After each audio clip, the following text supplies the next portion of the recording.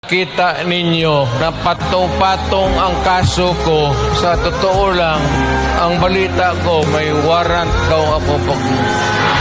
Matagal na akong hinahabol ng mga putang ina. Ano man ang kasalanan ko na ginawa ko man ang lahat sa panahon ko para may konting katahimikan at mapayapa ang buhay ng Pilipino.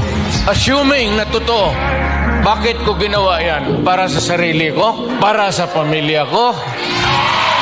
Para sa inyo at ang inyong mga anak sa ating bayan? Bakit?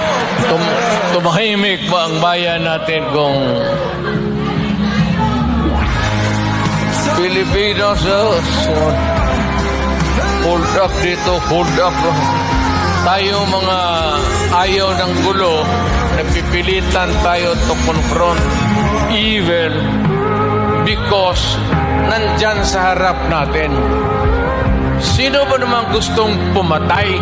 Putang inang yan.